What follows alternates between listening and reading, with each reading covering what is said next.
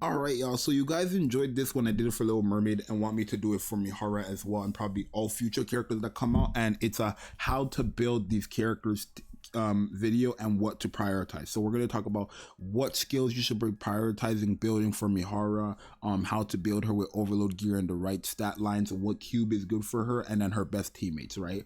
In terms of if you should go for dupes for this character, I would say she is a DPS, so dupes are good for her, but in this game, dupes don't really matter. Like, I'm going to be 100%, I can beat all of Nikke with no dupes, and I really have been doing that for the last 2 years. So yeah, you don't need dupes, but if you want dupes, you can go for ahead and get dupes for her, since she is a DPS at the end of the day. So let's talk about her skills first, and then we'll go to cube and then overload, right? So when it comes to her kit, she's a very wonky character. I feel like her skill 1 is where it's at, just because ensnaring chain is practically activated the entire game, right? When you use her burst skill, the ensnaring chain is removed, but then the burst skill is affected. So I feel like if you want to go for the best, if you really want the best MIHARA, you're probably gonna want to freaking focus on skill 1, and then probably her skill.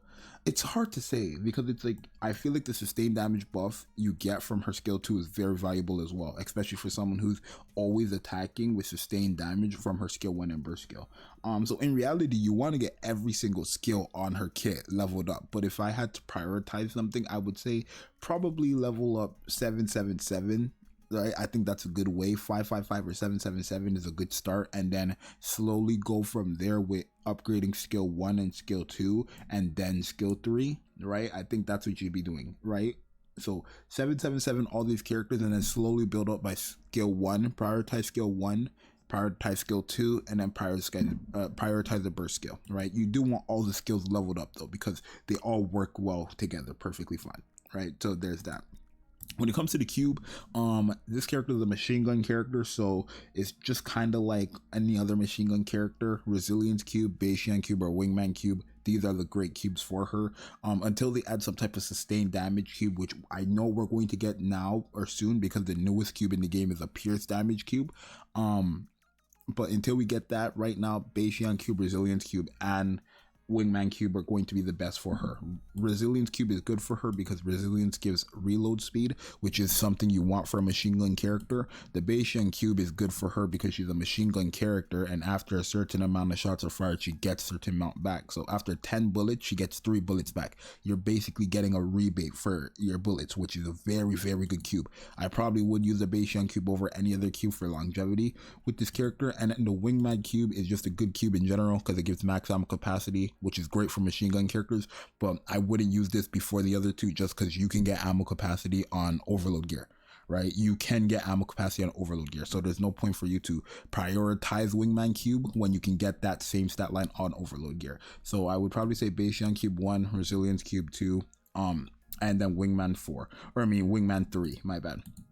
When it comes to her stat lines, I think it's obvious you're going to want to have elemental damage for this character, because after testing her, I don't feel like you're going to just put her on your main team.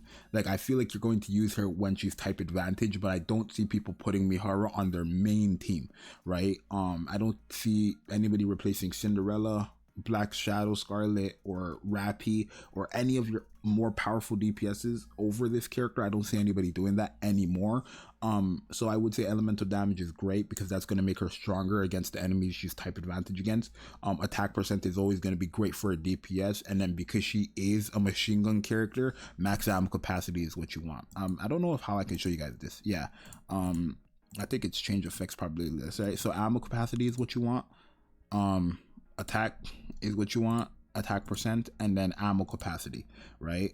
Max ammo capacity, and then you probably want that for every skill, right? To be honest, you can get crit damage, crit rate. I would never recommend that, but if you do end up getting that with like ammo capacity and freaking elemental damage, and you are scared to reroll, then don't reroll or whatever. But I would say attack percent, capacity, elemental damage. That's your go-to, right?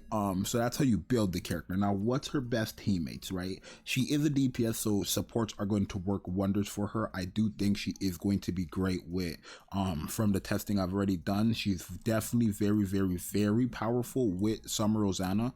Summer Rosanna is a character she's very powerful with. Oh my god, I cannot do nothing with it. You guys know who I'm talking about. I'm sorry, it's just the way she looks, you get demonetized on YouTube, right?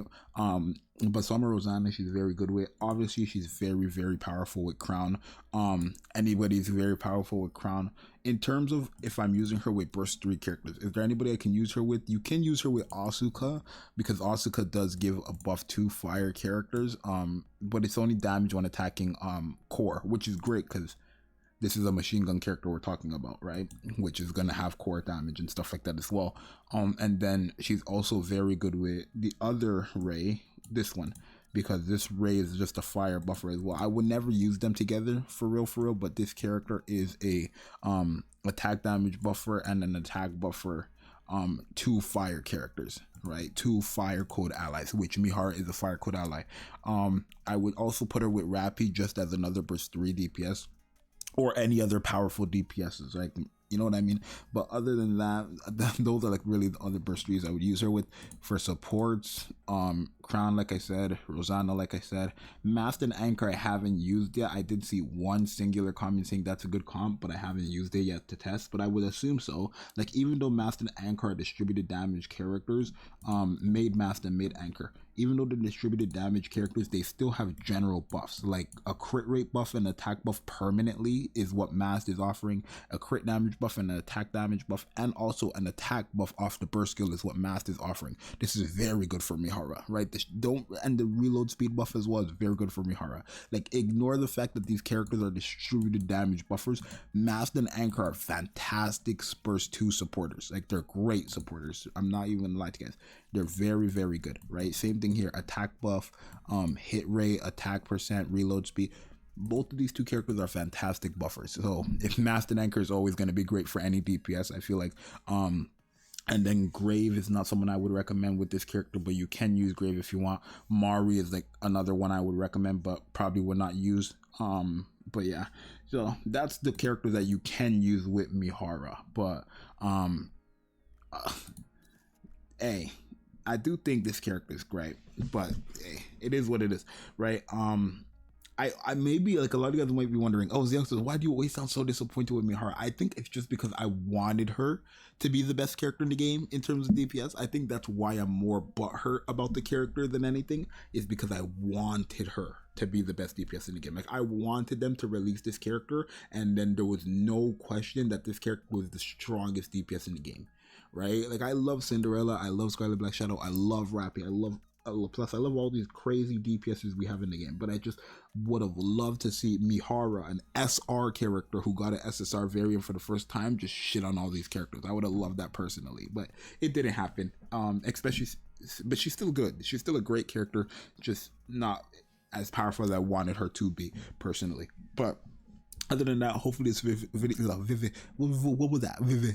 What was that? No, hopefully this video was helpful for you guys. Let me know if you guys agree with me or if you don't agree with me. And yeah, I'm gonna see you guys in the next one. I'm out later. Peace. And stay tuned, because I'm gonna do more videos for MIHARA with different team comps. So if you're looking for different team comps and different ways to use this character, just subscribe and like. But I'm out. Bye.